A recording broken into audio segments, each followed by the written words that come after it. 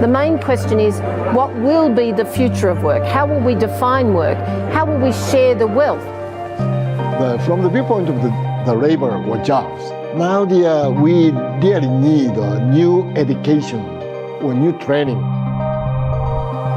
We're working with a World in Motion and FIRST Robotics, trying to encourage students from third grade all the way up through the end of high school. We had students make sailboats, and then we had them race them, and so they could see how quickly they could move. And they immediately went back and started to say, oh, I saw what happened, I'm going to go change this or that. And that was third graders.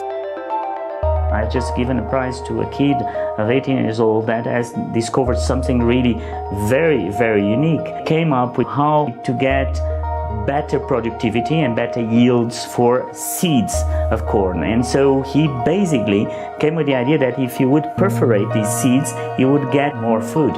And you think about it and say, but he didn't go to university. So how does he get all that knowledge? And he told me, I've been watching YouTube since the age of 12, and I'm so interested that I've seen everything about it. I've read everything about it. The world is really open to learning. The thing is, how do you give the incentive to your kids to do that? The world is experiencing a pretty dramatic skills gap. More than 50% of U.S. college graduates are unemployed or underemployed a year after they graduate. We have a real problem today with the relevance of the experience for many of our students. It's not directly tied to the learner's professional and personal aspirations. There are millions of children in school, but they're not learning.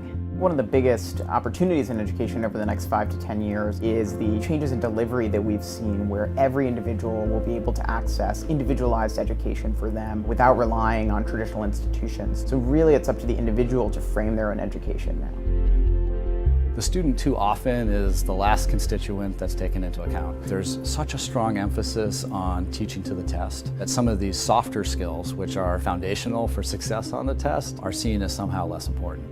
If we look at the skills gap, the kinds of things that employers are looking for is the ability to collaborate. Many technologies are meant to teach using a cognitive approach. Increasingly, we're seeing technologies that also focus on socio-emotional skills. These are really different character-based skills and traits that are oftentimes hard to quantify. The New Vision for Education project really is helping to shine a light on the soft skills that are needed for development of students across the world. Figure out how these skills are measured, how they're taught, and different ways we can use technology to develop them. There's part of knowledge that you cannot actually put in digital format because it will be part of the learning process of meeting someone. And that part will be the one that will differentiate you from other people. Children learn better when they learn with a peer with whom they're friends. I'm interested in technology that makes a bond with students and that uses that social bond to improve the educational atmosphere.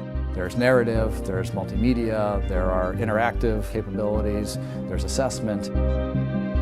The question today is, how do we use all this available knowledge to develop new ventures and to create new jobs? What we are doing now in Brazil is going to the human resource department, the companies, so we can matchmaking with the course that we provide, like how to work in groups, creativity, project management, soft skills.